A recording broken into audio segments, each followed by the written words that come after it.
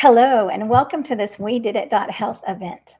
At We Did It Health, we're working to create a happy, healthy, vegan, and plant-based world. We're doing that through building community and offering resources such as today's discussion to help you create relationships where you will plant seeds of hopeful curiosity in others when they ask about a vegan or plant-based lifestyle.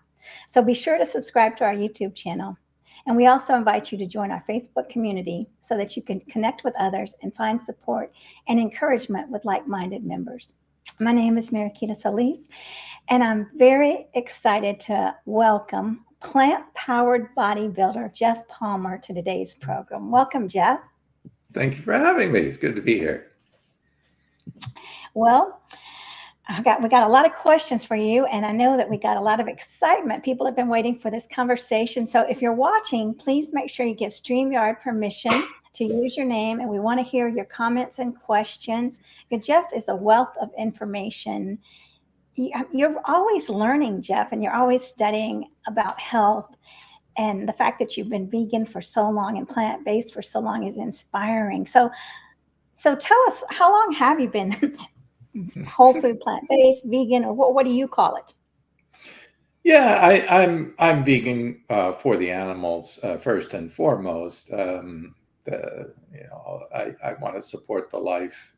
They're most important to me, but all animals are important to me, including the human animal. And I feel as much compassion for humans as I do animals. To me, they're one and the same. We're just another animal on this planet sharing this. So I want to see the health and happiness of all animals, humans included, which is why this fits so perfectly for me. To be vegan for 38 years since my life changed back in March 15th of 1985. I had someone help me through depression. The breakthrough was so intense. I felt so grateful from being released from suicidal depression that I said, that's it. I'm committing my life, the rest of my life, to helping others. The animals are a wonderful planet that keeps us alive, and everyone I share this planet with, humans included. And I've seen so much suffering from ill health. It's really a passion and a pleasure and an honor to be a spokesperson, not only for the animals, but for the wisdom of the plants that's really there, showing us how they help heal and keep our bodies healthy and fit. Yes, I love it. And you're a rarity. There's not that many men. I was sitting with a friend last night eating dinner, and there was a TV. And we were at I don't know what it was, like a little sports bar or whatever, but they had TVs in each little booth. And there was the TV, like the manly thing eating meat. And I thought, my gosh, when can we get past this thing? And so you're an example that manliness, I mean, it's manly. It's more manly to stand up and be a voice for those who are helpless. So you're an inspiration, Geoff. Oh, thank you. I agree 100%. I think the meat and masculinity myth was perpetrated by marketing efforts. Look, we all know in marketing, if you want to get people to use more of your products, you do one of two things. Use fear, which is probably one of the most powerful emotions and drivers of actions. And you say, oh, you're going to be judged by your peers as not being manly if you don't eat meat. Well, that's a very clever marketing technique to try to scare people into believing they have to eat more of your products so they make more money. But we've lost track that that's just the sales campaign. That's just marketing. It's a lie. Meat doesn't cause masculinity. Meat isn't where protein comes from. Protein is made by plants. Animals don't make essential amino acids, the building blocks of protein. So they don't produce it. This is just this whole myth. But it was so successful an advertising and marketing campaign that now so many men are afraid to change by being judged by their peers. But I'm like, well, you're talking to me about masculinity. Part of masculinity is being brave. And masculinity within men and women. We should all be brave. We should all go against the peer pressures and lies of marketing and fears and stand up to that and do what's right, because yeah, eating animal products is killing us. There's no two ways to put niceties on it. It's killing the animals, it's killing the planet, and it's destroying our own health too as well. There's nothing about this except for the profits for those who would profit off of us being sick and unhealthy. Yeah, you're right. And you're right, the way that the myths have been perpetrated for years. I mean, have just been passed on for years. And I'm happy to see Philip here, who's representing the men too, a masculine voice. So thanks for joining us, Philip here, who's saying happy Saturday, everyone. And then we've got Claudia here, who's saying that we're both a great inspiration. Thank you, Claudia. And you're a great inspiration too in France. She's working very hard. And we got JJ. Hey, my favorite vegans. Hey, JJ. We love y'all. Thanks for watching. And meat will take your manliness away. Oh, yeah, that's for sure. Meat will take your manliness away. Do you want to comment on that, Geoff? Yeah, a great Harvard University study showed that eating just 2.5 eggs per week, just 2.5 per week, increased the risk for prostate cancer by 81%. And it's funny, when I posted that on social outlets, I heard so many guys just say, well, big deal, I'll just get my prostate removed. A follow-up study, like, yeah, getting parts of your body removed is okay a reason to eat eggs. Like, really? They're that important to you? And then the follow-up study actually said that those with prostate cancer, up to 75% of them will be impotent for the rest of their lives. I'm like, 2.5 eggs a week and you lose your ability to have sex ever again? I'm just not seeing how that is masculine, or how anybody would trade that swap in the right mind. It's sad, and prostate cancer is one of the fastest growing cancer killers of men in the United States. It's killing them. It's taking away their masculinity, and it's loaded with estrogen. An egg is created by estrogen. It's an ovary of a female. It's just like, there's nothing about it that is masculine. It's as anti-masculine as it gets. We need you out there to be doing the commercials, Geoff. Yeah, and I know JJ always is like, well, where was Geoff when I needed him? And it's sad that we don't have this information. If I can just, in the last 30 years, yes, I was a science major in college, and that's where I learned to read studies, and I've been reading it for the last 30 years with my focus on health and nutrition. But why is this research not getting to the mainstream where it could do the most help? Why is the government, who has access to all this research, not setting new guidelines? Why are eggs still on the plate if we know it causes diabetes? We know it causes cancer. We know it can increase the risk for heart attacks. We know these things. These have been proven by hundreds, if not thousands, of studies. Why is this information not in the public domain? Why is it being not taught in schools? And why is the government not doing it? And I know the reason. The reason is money, is profits, and big business out there making too much money.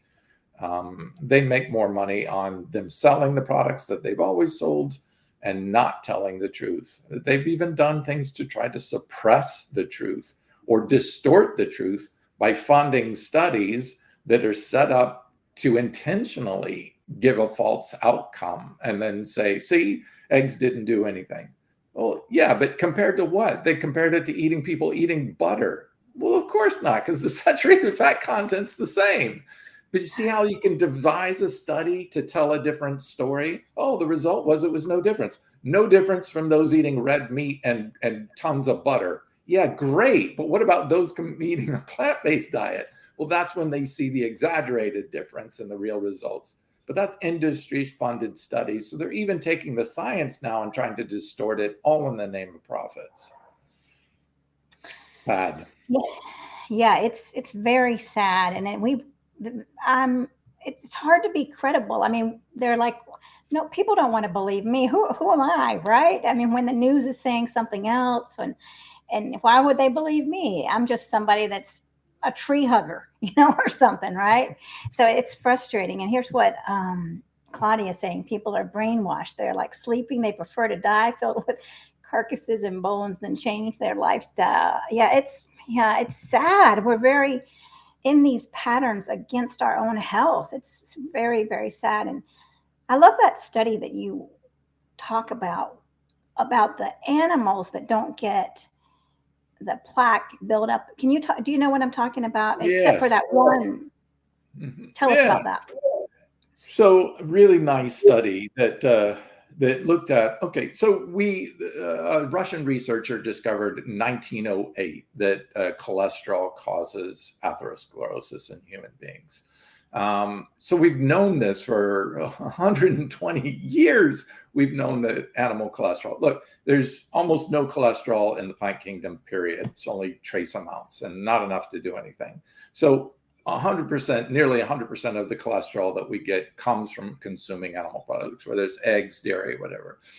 Okay, so another researcher compiled all the research and found that every single herbivore animal, if you feed them saturated fat and cholesterol, they will get atherosclerosis 100% of the time.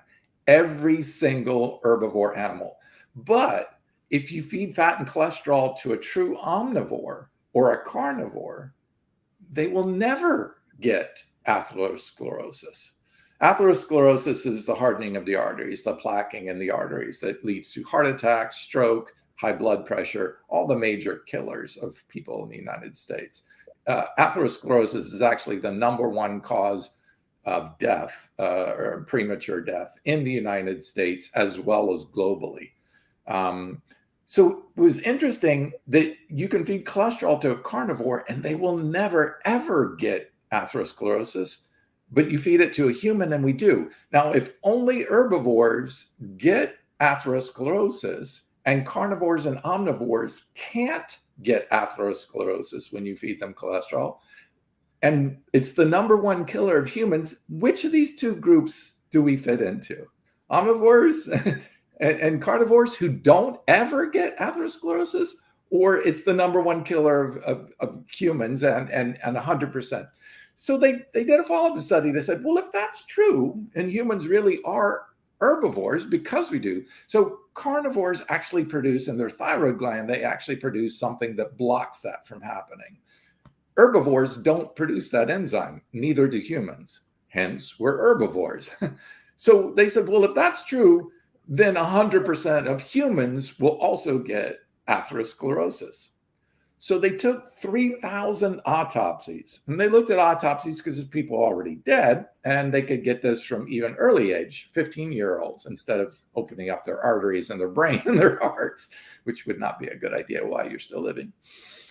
So they looked at that, and from the age of 15 to 90, 100% of the 3,000 autopsies they did, every single one of them had atherosclerosis. By the age of 15, they were already forming atherosclerotic plaques in their bodies, and they found as early as 9 years of age, atherosclerotic lesions are appearing from eating oxidized cholesterol, which is cooked animal foods. Remember, plants don't have this at all. So just by switching to a plant-based diet, you could stop the progression of the number one killer, premature death, of all people on the entire globe. It's so abundantly clear that we're herbivores. Here's another example, heme iron. When our body takes in iron and converts it into heme iron, which is where we get the word hemoglobin, because a lot of it's in our blood, right? That's hemoglobin is our blood. So heme iron is a free form of iron. Now, iron is a metal, and if you put metal in water, what happens? It rusts. Right. Yeah, exactly. That's called oxidation. Well, oxidation makes it corrosive because that oxygen can be corrosive to lots of other cells in our bodies. So you don't want free iron unless you just use it really quickly. You don't want it circulating around the body because it can cause cancer. Well, when you get a plant iron from a plant, it's bound to an antioxidant called IP6. And then our microbiome can break off that antioxidant and then use the free iron right away when it needs it, but only when it needs it. Otherwise, it's protected by an antioxidant. When you feed that plant iron to an animal, it converts it into heme iron, just like we do. When you eat that animal product, so all animal flesh, whether it's fish, chicken, lamb, beef, pork, doesn't matter, all animal flesh contains heme iron. Heme iron goes into our bloodstream. Now, our body thinks, hey, wait, that must belong inside of our body, so let's get it in. So it absorbs it really fast. Well, scientists first thought, well, that's great. It's highly absorbing. Well, actually, it absorbs too much, too fast, and our liver sends a signal out, a little ingredient called hepcidin, to block that from coming in. So what happens is all this heme iron builds up in our digestive tract because it can't even get into our body. Our body's saying, no way, that's too much. It'll be toxic to our body. So we used to think, oh, it's better, to get heme iron because it absorbs it. No, now we know it's 10 times worse to get the heme iron from animals. So this heme iron then can start to oxidize. And when it does, it becomes cancer causing. It destroys cells and actually denatures the DNA, and those cells turn cancerous. Colon cancer is the number 2 cancer killer of men and women in the United States. So here you've got plant iron actually can go into a cancer cell and reverse it back to a normal, healthy cell. So it can reverse cancer. That's something no drug on this planet can do yet. And plants can do it every day, every time you eat, reversing cancer cells. So you've got a plant iron that reverses cancer, and you've got the heme iron in animals that actually causes cancer. Do you see how big a difference? Now, here's the interesting thing. That heme iron that's in animals, carnivores and true omnivores, do not get cancer from heme iron. They do not get heart attacks, cholesterol, stroke, and atherosclerosis from cholesterol, and they do not get cancer. Only herbivores do. So humans get cancer. It's the number 2 cancer killer of humans from heme iron, and humans get atherosclerosis. It's the number 1 cause of death. Both unique to the animal kingdom. There is no heme iron anywhere in the plant kingdom. It only comes from animal products. There is relatively no cholesterol and very little saturated fat.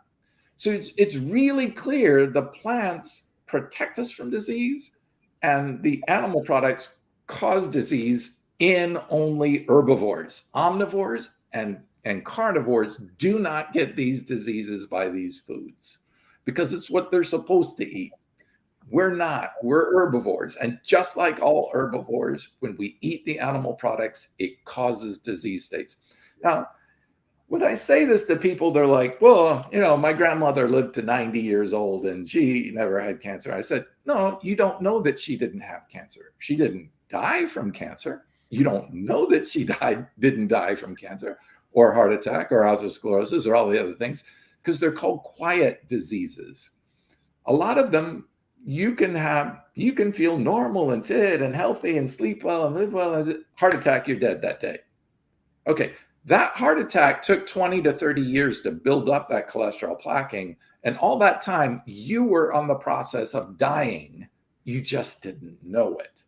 So there's a big difference between, oh, I feel healthy and I am cellularly healthy. My cells are functioning, my nerves are functioning, my blood vessels, my brain is functioning at a proper level. There's a big difference between what you think you are healthy and what you are physiologically healthy. Just because you're not dead from it yet doesn't mean disease is not rampaging your body. Yeah, and I have had that happen to some close friends. It's really, really sad. One day they're here, and one day they're gone. It's horrible. And tell us about the bird. The what?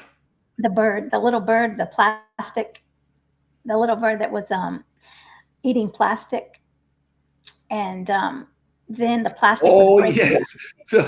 So I love when I post stuff on the social media and people challenge me and said, oh, wait, I read this study that eagles, predator birds, could get atherosclerosis. So I looked at the study, and sure enough, they were looking at carrions, not carrions, but actually predator birds that like eagles and osprey and stuff. that actually did show signs of atherosclerosis, yet they're carnivores. And I'm like, well, why is that? And then I looked, and they're in polluted waters where the fish are eating plastics. And the plastics then get transferred to the birds that eat the fish. So they looked at owls, which are also predators, and they didn't get it because they're eating land animals. They're eating mice and squirrels and rabbits and things. They're not eating the fish. Only the predatory birds that were eating the fish full of plastics from humans that were taking the microplastics into the fish and then into the thing. Now, we know that microplastics, once they get into the body, are thyroid disruptors. So what was happening is we were polluting the waters. The fish ate the microplastics. The predatory birds were eating the fish, getting the microplastics. It was disrupting or blocking their thyroid from producing that chemical that would block them from getting atherosclerosis. So once again, yes, if those birds were in a natural environment, they would never get atherosclerosis. But man has cleverly stepped in with his thyroid disrupting plastics and destroyed the thyroid glands of these animals that would never get it otherwise. But it's also a real clear evidence. You can actually, the researcher who did that research on cholesterol and only being found in herbivore animals, found that if you actually go in and take a carnivore and take out their thyroid gland, then feed them cholesterol or meat, they will immediately get atherosclerosis. So we know exactly, I'm not sure we know or have identified the exact chemical that the carnivores are producing, but that's the key difference. It's why humans are not omnivores or herbivores. Now, people say, but we eat both. No, we eat that as a choice, not because it's the right thing to put in our body. We can put a lot of garbage in our body. We can put artificial chemicals that our body has never seen before, and we do. I mean, walk down the cereal aisle of a grocery store, it's like there's more chemicals than food in that aisle. Gosh, that is shocking but true, right? I walk through the grocery store and I feel sad. I think, how can this be food? And I see people with their carts full of things that are food, but then the living food is, who knows where that is? It's very, very sad. So well, the good news is the more plants you eat, the better your health is going to be, and especially if you combine that with exercise. A really nice study showed that fruit and the highest in those with the highest fruit and vegetable intake had a 40% decreased risk of senile dementia, of brain damage. So great. If we're going to live long, I want my brain to be still functioning while it's happening, right?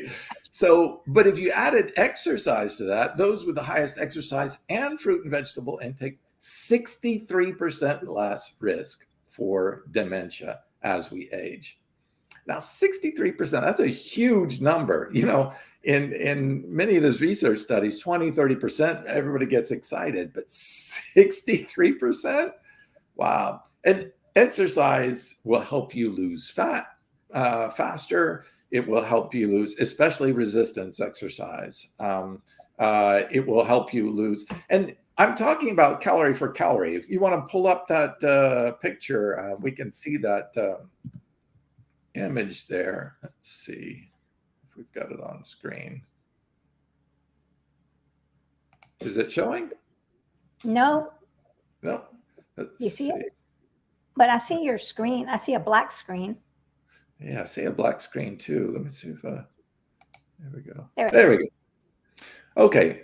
So this was an isocaloric study, meaning it's the exact same amount of calories in both groups. And they even made the protein exactly the same. The only difference was some were getting theirs from your standard American or mixed diet, omnivorous diet, and the others were eating a plant. Well, actually, this was just vegetarian. It wasn't even exclusively vegan.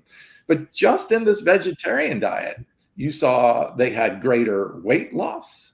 They had greater loss, less waist circumference. They lowered their cholesterol lower. Their subcutaneous or their skin fat was lower. Their visceral fat, now this is the fat that surrounds our heart and lungs and kidneys. This is the dangerous fat, the fat that causes diabetes and fat that causes disease states, heart attacks and strokes. This is the dangerous fat. Way much lower, as you can see on the screen there in the middle bottom. Huge difference in visceral fat, and even the glucose improved. So their body's ability to take glucose into the cells. So that's insulin sensitivity. So by eating a high carb, low fat, plant forward diet, same amount of calories, big difference on the impacts. So everybody says, oh, the only way to lose weight is by reducing your calories. Well, this chart shows us that is not true. That the food quality, the amount of plants that you're eating, can make a big difference. You can eat the exact same number of calories, same number of grams of protein per day as a meat eater and lose more weight and have better health markers of LDL, of glucose sensitivity, of fat loss, of weight loss, all of the above, just by doing this. So that's something that I think can be a huge impact on people. And let me actually pull up another screen if we can. Let's see, I'll stop sharing and then let me share, present a new screen. Show it better. Oh, yeah. There we go. Let's see. And, okay, so let me share this one here. Okay. Is that okay like that? Or we're in the way? We are a little bit in the way. There we go. Okay, so it's still a little bit in the way, but I'll explain it. There are three groups. So what they looked at in the first group was weight loss, how much weight loss and how much muscle loss. So the gray bar is weight loss, which is fat loss. And then the dark gray bar is muscle loss or lean mass. So fat mass versus lean mass. All right. So the very first group, the two sets of bars there, you had diet alone. So when they reduced calorie intake, they lost X amount. I can actually pull up the exact numbers.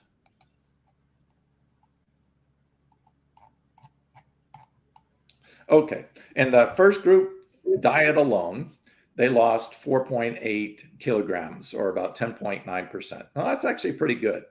But they also lost a kilogram of muscle. That's about 2.2 pounds of muscle in the process. That's not so good. Okay, so then they said, what about diet with aerobic training, right? This is endurance training, like doing treadmill or biking or swimming or running. So those actually lost more weight, which is to be expected because you're adding exercise to the diet alone, you end up losing more weight. So they lost 6.8 kilograms, but they also lost more muscle. So about 60% more muscle loss. That's not so good. Now with the resistance training group, this is where the numbers get good because with resistance training, they actually lost more fat than with doing cardio and diet. That's really cool. They lost 6 pounds, 6.5 pounds more than diet alone. And they maintained more muscle. So they lost the 2 times more muscle was retained than when you did aerobics. So if you're serious about doing, most people, especially women, will say, oh, I got to do cardio, right? Well, actually, if you trade out that cardio for weight training or resistance training, like doing machines or Pilates, you'll lose more body fat and maintain more muscle. Now, muscle is necessary for strength, so you want to maintain your strength. But also remember, muscle burns calories at rest. So not only will you lose that muscle, you have a much better ability to keep that muscle, that weight loss off, because now you have more muscle gains and that muscle burns calories so it can keep your metabolism higher and you'll maintain a healthy weight longer. So bottom line, if you want the best for weight loss, doing weight training or some type of resistance training, that can be bands, or if you don't want to do free weights, you can do bands, or you can do Pilates, or you can use machines. So it's very safe. You can just drop the weight if it's not right for you, or you can choose the right weights for you. So very important for our overall health to consider weight loss. Weight training is not just for guys who want to bodybuild. Let's get beyond that. It's really important for overall health. It's important for our bone health. As we lose bone as we age, there is nothing more important to bone health than resistance training. So our bone structure is made because we live in a gravity environment. Our Earth has a certain gravity. Actually, if you put a person in space where there is no gravity, bone loss starts happening immediately. And it becomes severe in things. That's one of the things they have to figure out how to overcome in space, because there's no gravity there. Why? Because pressure. So bone is a response to pressure. The more weight you put on something, like gravity is pulling us down, the more bone structure. That's why obese people actually have denser bones, because they're carrying more weight every day. As you lighten your load, as you become leaner, you traditionally will start losing a little bone mass. Now, people were assuming, oh, vegans start losing bone mass because of the calcium. No, it's because we're not carrying as much weight. We don't need as much bones. But by using weight resistance, you can strengthen the bones to make sure that bone loss doesn't become a problem. So it's not about the calcium, it's about the weight. Once you remove the weight, you don't need as much. Women tend to lose bone mass post-menopause. Why is that? Because your body knows I'm not going to be carrying out around an extra 10, 20, 30, 40 pounds for pregnancy. So I don't need to hold on to that extra bone, because I'm not going to be supporting that extra weight. I'm not going to be producing a child and carrying a child. So I think there's this big misunderstanding of why we lose bone appropriately and when that bone loss is a problem. The way to get beyond all of that is just to strengthen your bones through weight-bearing exercises. Well, that's good to know, definitely, because we can't wait till it's too late. We got to take action now. And so tell me about when you go to the gym. So what do guys say to you? Because you're wearing your shirts, right? And JJ said she likes our shirts. Actually, I kept this shirt on today because I felt like if I'm going to be with Geoff, I need to be representing too. So anyway, and I went to the farmer's market and I saw a vegan booth. My friend's son, and he said a lot of people are vegan here, but they don't want to admit it. They'll whisper, which I thought was very strange, but it was good that he said there's a lot more vegans out there. So, but anyway, let's get back to the question about what's the reaction when guys see you with your shirts on, your vegan plant-powered shirts? Generally, it's pretty positive. Every once in a while, I get up with hear people say, "Oh, I love bacon," the usual stuff, or "I can't wait to get home and get my chicken sandwich." Just like laugh, and I look over and they're pushing 10-pound dumbbells, and I'm throwing up 120-pound dumbbells, and they're like, "Well, maybe." And but a lot of people, because of my gray hair, will see me doing push downs, tricep push downs at 400 plus pounds, and they come up to me and they're like, "How old are you?" And I'm like, 60, and they're like, "Whoa, I'm 47, and I don't do what you do." And they're like, "But you're vegan?" And I'm like, "Yep." And they're like, "Oh, you just became vegan?" And I'm like, "No, I've been vegan for 38 years. "Oh, you're using drugs?" And I'm like, "No, I've been drug-free for 38 years too.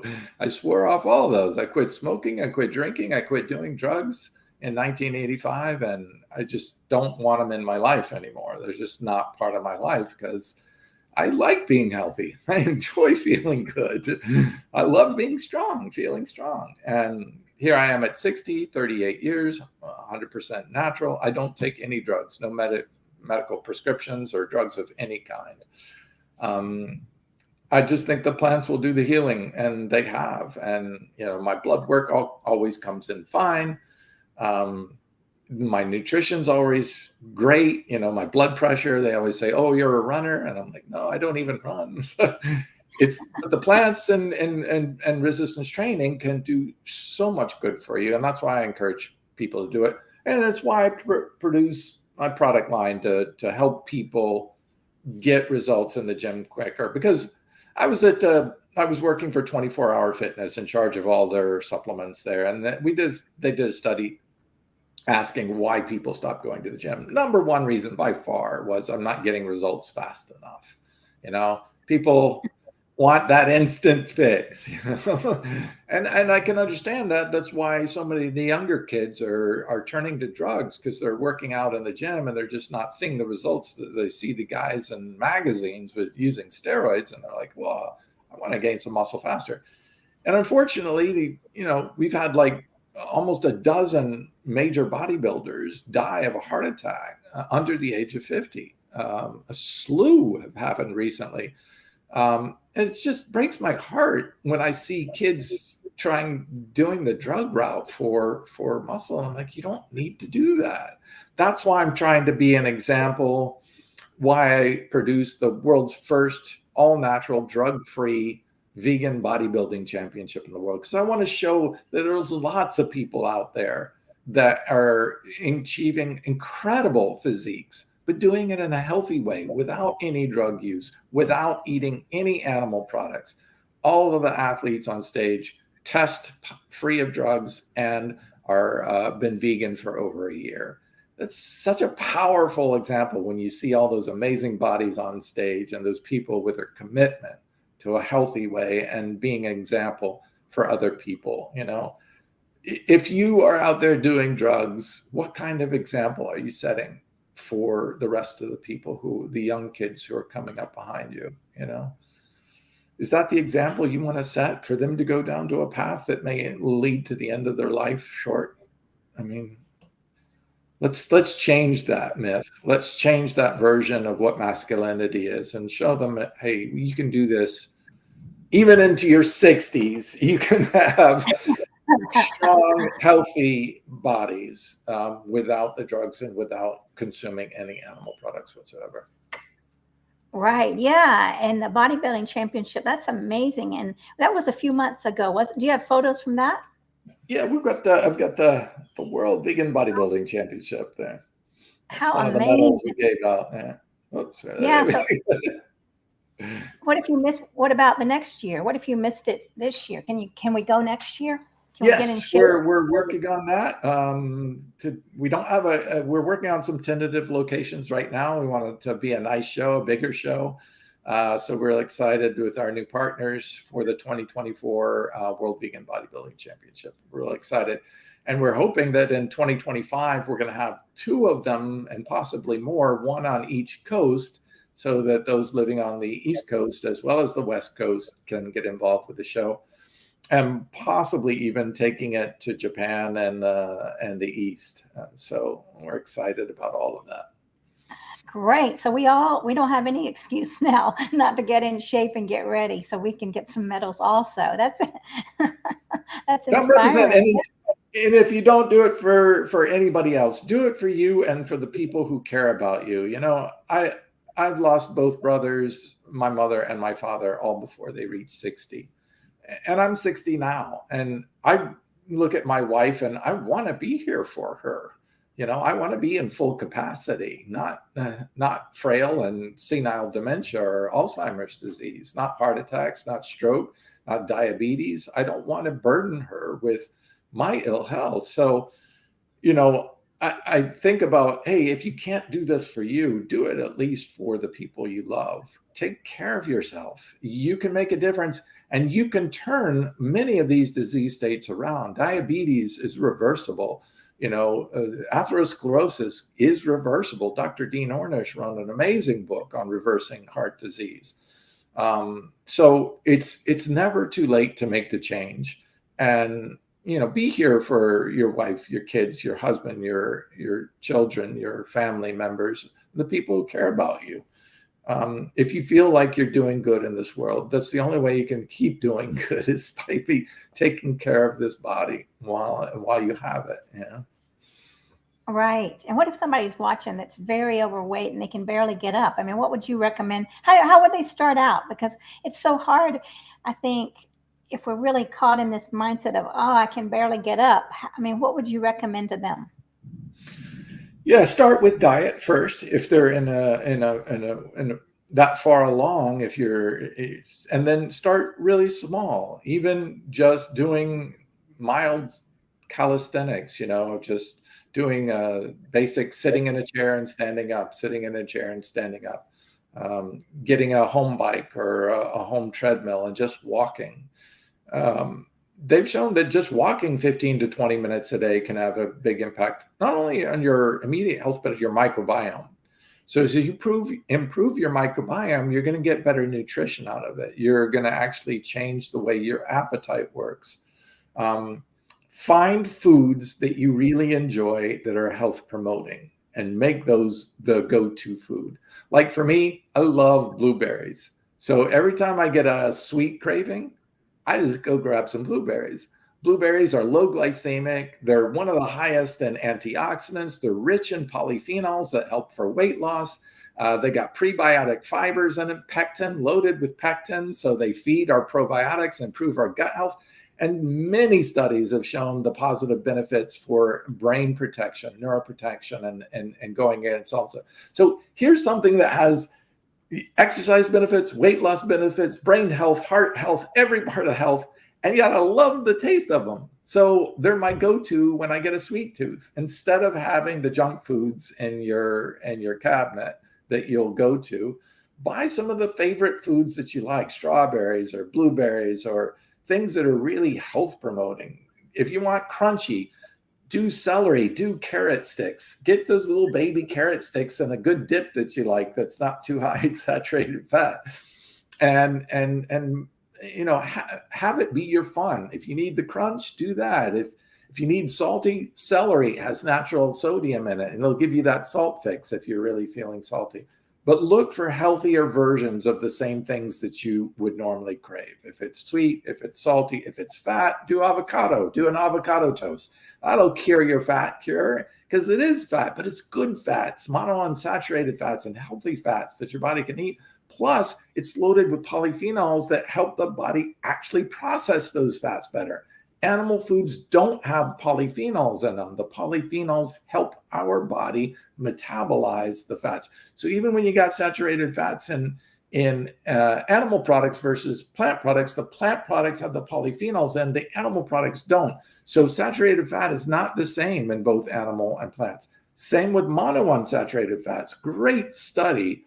I looked at monounsaturated fats and it reduced oxidation of LDL cholesterol, which is what causes atherosclerosis. And I'm like, awesome, right? But they said, oh, there's some monounsaturated fats in animal products. Well, let's take a look at them. And they did it, and they found it did not help with LDL cholesterol at all. So the same monounsaturated fats in an animal protein did not have the health affirming effects that the monounsaturated fats in a plant protein source did. So big difference. I think a lot of people are assuming, hey, that's saturated fat, they'll do the same thing. No, they're not the same thing, because what they come with in a whole food plant product.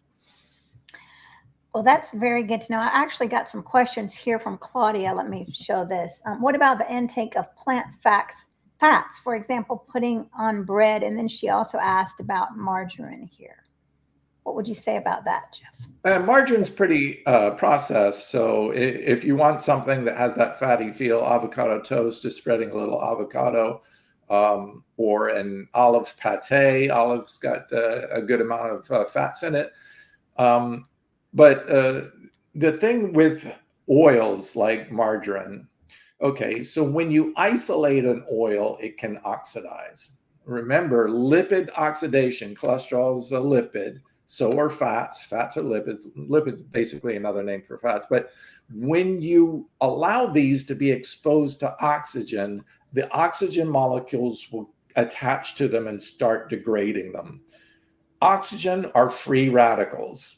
When you hear plants are antioxidants, that's anti-oxygen radicals. Antioxidant, that's where that word comes from. It's that oxygen. Oxygen is one of the most corrosive molecules. Now, our body figured out we need a lot of plants to quench all those oxygen ones that get free. Like when you get heme iron attracts that oxygen, creates oxidation, right? That's the rust of a metal. When you cook an animal food, when you heat it, it allows even more oxygen to attach to it.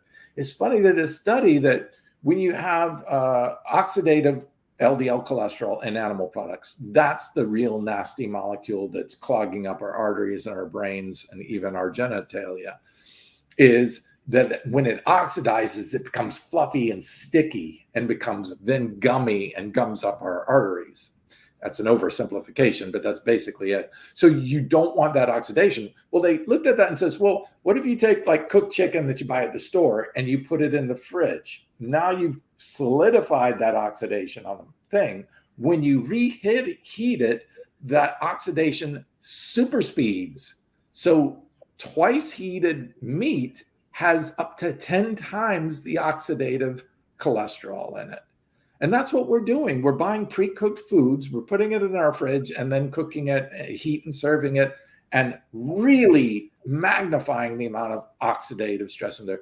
So the only oil that really doesn't do that as much, almost all isolated oils, because remember, all oils are in plants, like peanuts or walnuts, they've got oil in them. Oil is just another name for fat, and it's oil because it's liquid at room temperature, because it's unsaturated, doesn't have a lot of oxygen molecules in it. So when you have a saturated fat, it's hard at room temperature, like lard or animal fat when you see it cooking. That's saturated fat. All right. Same with an avocado. That's more saturated fat. Different though, because it's bound to antioxidants. In an animal, there's no antioxidants there to protect it from oxidizing. So when you remove the oil from the plant, it doesn't have its antioxidants by it to protect that oil, and then the oil can oxidize. The only one that doesn't do that as much is olive oil. Olive oil, even when you press it, takes some of the antioxidants with it, a really powerful one called hydroxytyrosol, and it protects that oil from oxidizing as much. That's why most of the health benefits, like in the Mediterranean diet, show that olive oil is the better of the oils because it has that antioxidant in it, preventing that oxidation of the oil. So to be clear, just pass on the isolated oils unless it's olive oil, use only moderately, and skip on the margarine. Use like coconut oil, which has its antioxidants in it to it as well, or coconut butter rather, or use avocados or a nut butter or olive paste or something like that will give you that fat craving. Coconut butter, I've never heard of that. So that's better than margarine. Yes. Yeah. It's a coconut spread. There's a couple of companies out there that make it. I believe you can get it at Whole Foods. Okay. I've seen it actually. I did have it. I mean, this was maybe a couple years ago. I've forgotten. But yeah. All right. Well, that's very, very good to know. And what about your products, Geoff, for people that might want to know more about them? Yeah, so I look to nature to try to find what's the best of what nature has to offer. And, I was reading a lot of the research showing like things like ahi flower. It's the richest source of omega-3 of any plant ever discovered, but nobody's ever heard of it. And I'm like, well, people should be using this if it's the best. Why not? So I was very first to bring ahi flower. It is the richest source of omega-3 of any plant in the world. It's higher in one omega called SDA. SDA is really important for those who, there's about 2 to 3% of the population doesn't convert ALA downwards as well as other people. It's not that they don't convert it completely, they just don't do it as well. So for them, SDA is the better one because it starts right after ALA conversion. So good for even those who want to stay completely plant pure and not do it. So taking DHA, I want to confer to people, new study research shows that DHA can actually elevate LDL cholesterol in the bloodstream. So please, if you're taking algae DHA, thinking that's better, if you have a cholesterol issue, this is probably not the best route. You should take the ALA, let your body convert it to the EPA and DHA when it needs it and only when it needs it. Because putting excess DHA pre-converted into your system or EPA, this could lead to problems. And I'm really discouraged that, so many vegans are turning to preformed algae DHA when it could be elevating their cholesterol. DHA also inhibits our body's EPA ability to protect against oxidation of cholesterol. They found EPA lowered the risk of LDL cholesterol, but if you added DHA, it had no effect at all. So it blocked the helpful effects of EPA, which we know ALA converts to very quickly in blood. And that's one of the reasons why blood tests aren't accurate for omega-3s for vegans. If you're putting preformed EPA and eating it like in fish and animal products, EPA and DHA are going to show up in your blood. If you're eating ALA, your body's going to hold on to that ALA and only convert it in the tissues when it needs it, at the right time, at the right place, for the right gender, for the right age, for the right health condition. So our body endogenously regulates this process, but it doesn't convert ALA to DHA in the bloodstream because why? DHA actually can increase LDL cholesterol. That would not be a good thing to happen in the blood. LDL cholesterol can oxidize in greater amounts when it is when there is DHA present. So that is not a good thing. Our body intuitively knows, do not convert ALA to DHA in the blood because it can be harmful to us and lead to degenerative effects. Wait, just hold it in the tissues and convert it on an as-need basis so it's not showing up in the blood and interfering with it. Good study, actually. Dr. Clapper did a self-study. He said the more ALA he took, the lower his DHA got. His red blood cells were actually kicking out inferior DHA and replacing it with ALA and EPA because they're both cardioprotective. ALA is cardioprotective, EPA is cardioprotective, DHA is not. It actually could be the opposite. So that's why the body doesn't want to convert DHA in the blood. But all these blood test studies are making vegans fearful that they're not getting enough DHA because they're only measuring it in the blood. I'm like, well, a new study showed that 50% of all of the conversion to DHA happens in the tissue. 50 times as much, rather, happens in tissues than in the blood. Yet we're still tied to this old study that is only really accurate for those who are not vegetarians or vegans. Well, that's very, very interesting. And we got some questions here. So we have, can you post the name of the flour that contains SALA?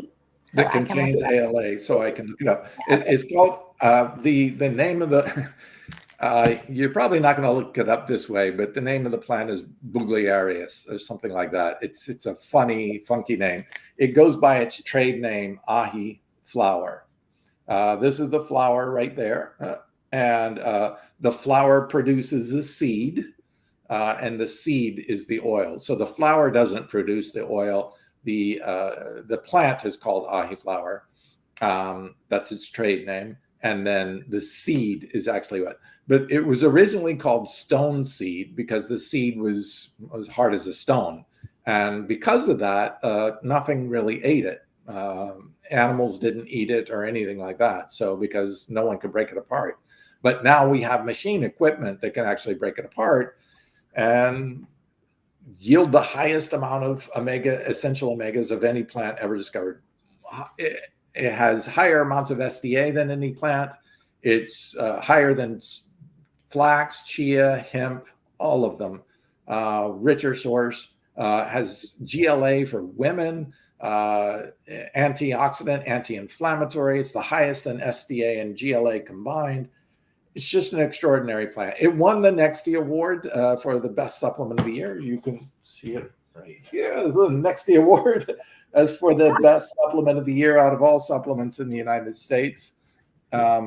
Really proud of that.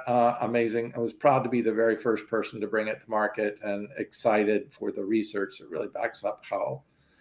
But that's what I love doing. I love finding these extraordinary plants. I've got more coming. Limna, the first plant ever to provide 100% daily value of your vitamin B12 in all 3 bioavailable forms. That's amazing. So now we can actually eat a whole plant food and get all of the B12 we need without having to take a supplement. Pretty incredible. That is incredible. I was just thinking about that. So let me get, we're running out of time here. Let me get this question up here. How about sunflower oil? Yeah, so almost all of the rest of the oils, once they're isolated, they will begin to oxidize to a degree. So my suggestion is just to stay away from oils altogether if you can. Obviously, it's in a lot of packaged foods and stuff like that. Learn to cook with broths instead of oil in your pan, or bake, or use air fryers. There's lots of other options you can do. You can use clay pots, you can boil, you can do stews. There's so many other ways you can prepare your foods without using oil. It's just better to stay away from them altogether, or at least minimize them to the least amount. Less is better. You're right. I cook with vegetable broth now, and I love it. So Geoff, what if people want to order? What's the website? We need to. Well, first of all, tell us, this has been a fabulous, you have so much information, we could talk all day, but tell us where people can go, your website, and your final words. I mean, whatever you want to say. Yeah, sure. So if anybody is interested in the products, cleanmachineonline.com. We've got a brand new website. It was just up this week. So make it very user-friendly. You can see some of the extraordinary products. The first vitamin D3, the first 100% pure organic vitamin D3 made from algae. Just amazing. Pure vitamin D3 to get your D3 levels up. One of them, 2 supplements of B12, clearly, omega-3 and D3. Everybody should be taking them for optimal health. And I just want to leave you with this note that it's not about us and them. It's about us. It's about our health. We've had a lot of people that in their heart of hearts probably are thinking, I just need to make money. I need to sell this product because it feeds my family and protects my home. I get that. There's nothing wrong with that. I don't want to attack anybody for what they're doing, but let's take a look at what we're doing and what we're contributing to, and what is the truth based on the science. If the truth says, hey, eating these animal products can hurt me, if not exercising can hurt me, let me leave you with just this one last study. It was a study that looked at the 8 contributors to all cause of death. And diet, of course, was in there too as well. Not smoking, not drinking, getting proper sleep, and anxiety. But the number one greatest impact is a veteran study. Number one impact, 64% improvement on reduced risk for all causes of death by exercise. Just by increasing your exercise. It will reduce your body fat. It reduces your risk for cancer.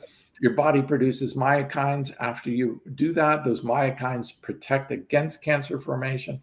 It reduces diabetes more than the diabetes diet just by adding exercise. I mean, across the board, I can't stress enough, combine a plant-based diet with proper resistance training, and you will live better, you will live healthier, and live longer if you don't get hit by a car. So. Well, great. No, I feel good because I walk all the time with my dog. And there is a question. Let me ask this real quick. Did you recommend a certain oil for dogs? And I don't even know if you know this, Geoff. Do dogs need oil? So they need oil is what our friend is saying. Yes, they do. Omega-3s are really important. And ahi flower omega-3s are approved and used. Purina actually just started adding it to their dog food because it had such anti-inflammatory properties. Okay, so I'm Chia seed. That's what I'm going to put in my dog's food because she's cooking for 11 dogs and I cook for one dog. And but Remember yeah, with chia, though, you need to grind chia. The studies show that up to 0 amounts of omega-3s were gotten from chia seeds when you eat them whole, like in chia pudding. You don't get any omega-3s without chewing them. So flax and chia need to be ground, and grind them just before you use them so they don't oxidize. okay, great tips. This is just a plethora of wonderful information. Thank you so much, Geoff, and thanks everybody for watching. You're going to have to, I'm sure you'll be back again to share your wisdom. And good, yeah, thank you for representing masculinity, men, and incredible strength of mind and character for us and plants. Thank you for having me. It's a pleasure. Thank you. Yes. And thanks everybody for watching. All right. Namaste vegan, everybody. And have a beautiful Saturday.